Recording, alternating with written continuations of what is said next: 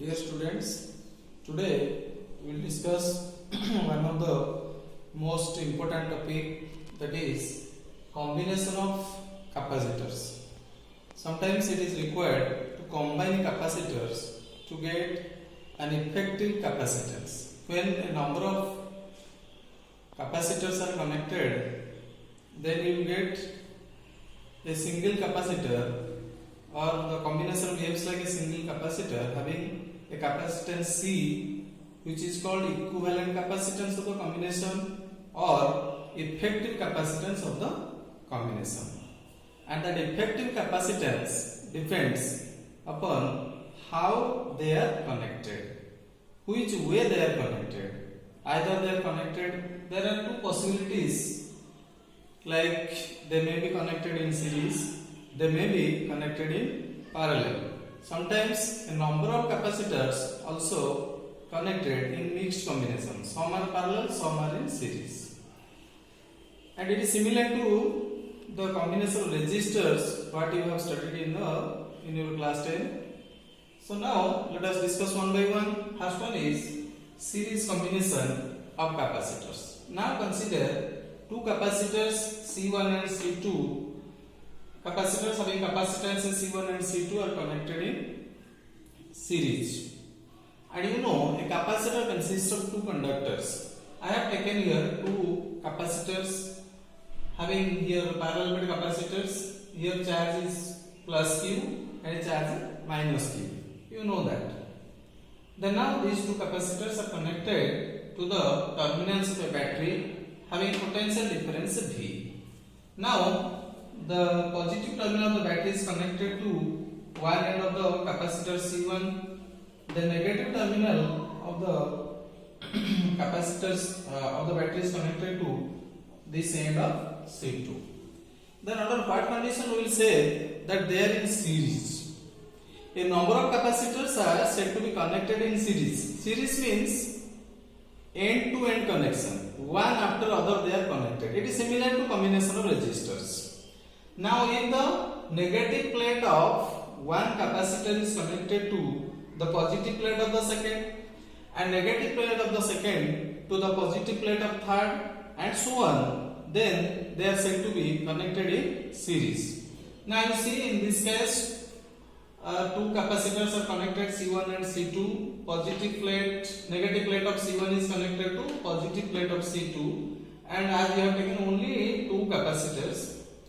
Now this positive terminal battery is connected to C1, negative terminal of the battery is connected to this end C2. So this C1, this plate of C1 will acquire charge plus Q, this plate of C2 will acquire charge minus Q, and by induction the second plate of C1 will acquire charge minus Q, and second plate, this first plate of C2 will acquire charge plus Q.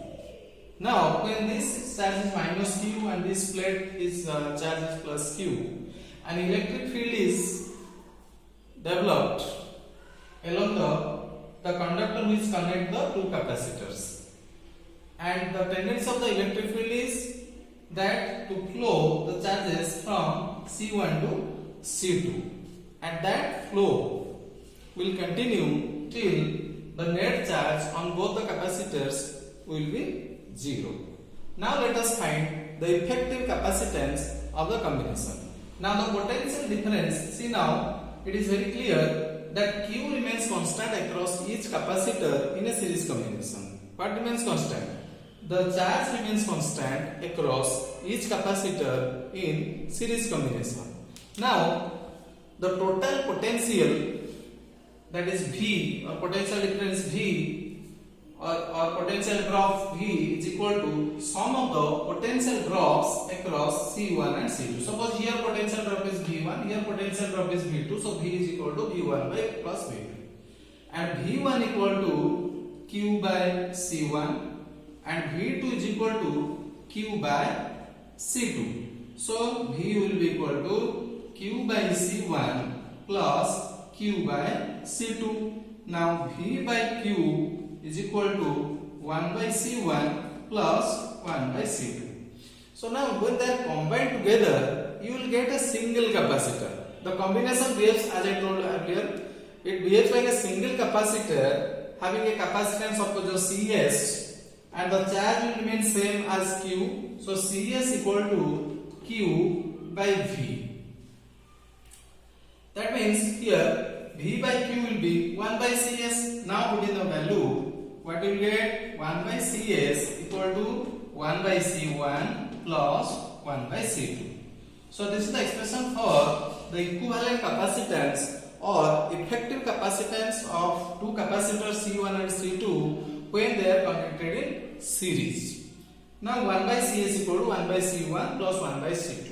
That means the reciprocal of the equivalent capacitance is equal to sum of the reciprocals of the individual capacitances when they are connected in series. And we can generalize this expression for n capacitors or any number of capacitors when connected in series. Suppose there are n capacitors having capacitances C1, C2, C3 up to Cn, they are connected in series. What will get? The 1 by Cs equal to 1 by C1 plus 1 by C2 plus 1 by C3 and so on 1 by Cn. That means this formula can be generalized for any number of capacitors. Now, what are the conclusions? What you will get when number of capacitors are connected in series? First one, it is clear from this formula. That means the reciprocal of the effective capacitance is equal to sum of the reciprocals of the individual capacitances. First one. Second one, charge remains constant across each capacitor in series combination. As we have seen earlier, this is the second point. Third point, the equivalent capacitance of the combination is smaller than the smallest capacitance of the combination. That means because as it is the reciprocal to sum of the reciprocal of individuals, it is clear from this formula the effective capacitance of the combination is smaller than the smallest capacitance of the combination. And the fourth point, here the formula is very clear. V is equal to I am writing here V1 equal to Q by C1, V2 equal to Q by C2. That means the potential drop across each capacitor is inversely proportional to the capacitance of the capacitor. So this is all about the series combination of capacitors. The next possibility is the parallel combination. What is parallel combination?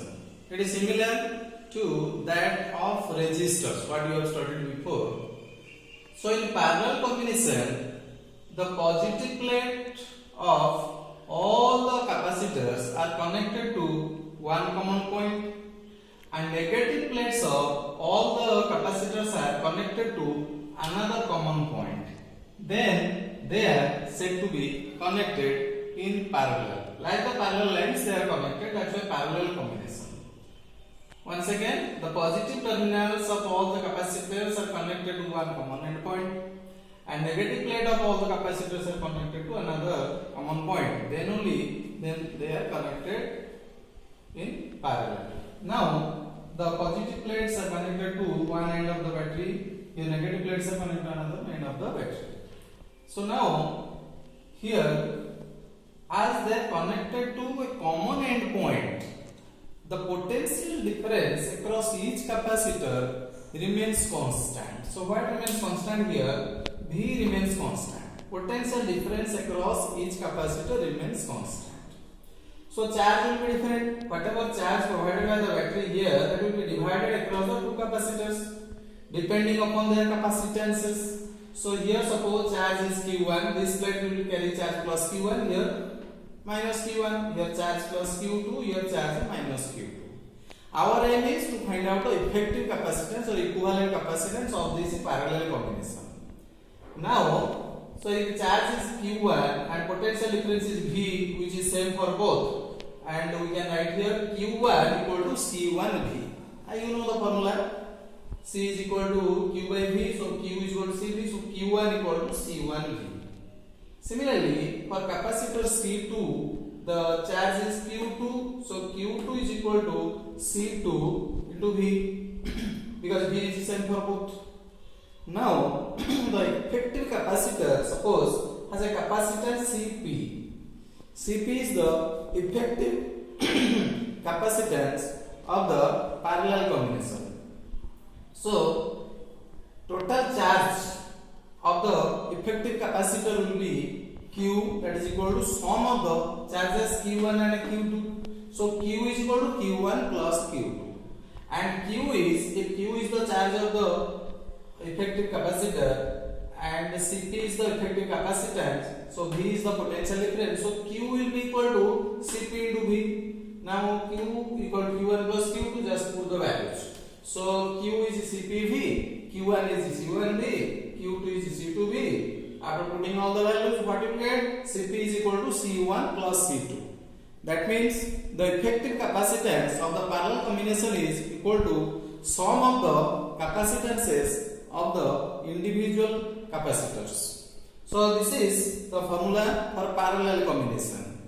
Now this formula once again can be generalized for any number of capacitors. Suppose n capacitors having capacitance C1, C2, C3 up to Cn are connected in parallel. So in that case, Cp will be equal to C1 plus C2 plus Cn. That means the total effective capacitance of the combination is equal to sum of the capacitance of the individual capacitors.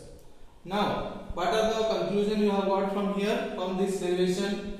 Then first point, the effective capacitance of the combination equal to sum of the capacitances of the individual capacitors. This is first one. What remains constant here? The potential difference remains constant across each capacitor. In series combination, charge remains constant. In parallel combination, potential difference remains constant. And as the capacitances are added here, so the effective capacitance of the combination is greater than the greatest capacitance of the combination. Remember, greater than the greatest capacitance of the combination, because total capacitance gets added. Then one more point, as you have seen from the formula, charge across each capacitor is proportional to the capacitance of the capacitor. As already I told you, now when the battery is connected, charge gets divided across two depending upon the value of their capacitance. If capacitance is more charge will be deposited here. So these are the properties or some of the important points in parallel combination. Now we have discussed both type of combination like series combination and parallel combination. And sometimes you may get the questions based on mixed combination. Mixed combination means some are connected in parallel, some are connected in series. Then you can use this both the formula for series and parallel combination to get the effective capacitance. Now let us solve the question. Three capacitors C1, C2 and C3 are connected as shown in figure, and it is given to find out the equivalent capacitance of the combination and also to find the charge across each capacitor. Then to get the effective capacitance of the combination, let us see how C1, C2 and C3 are connected. First you see this C2 and C3, they are connected in parallel. How they are connected in parallel? Now consider this point. At this point, the one of the plate of C2 is connected, one of the plate of C3 is connected. Another endpoint, if you see this one plate is connected here, one plate of C2, other plate of C3 is also connected. Now this figure can be simplified like this. These two C2 and C3 they are connected in parallel, and the C1 is in series with this combination. This is the simplified circuit. Now again these two are in parallel combination, and if you simplify this one, these two are parallel, you apply the formula for parallel combination. Cp is equal to here C2 plus C3, that means 5 microfarad plus 5 microfarad, so it will be 10 microfarad. And you can draw the simplified diagram like that. This is one capacitor, this is another capacitor which is connected to the battery whose potential difference is given here 6 volt.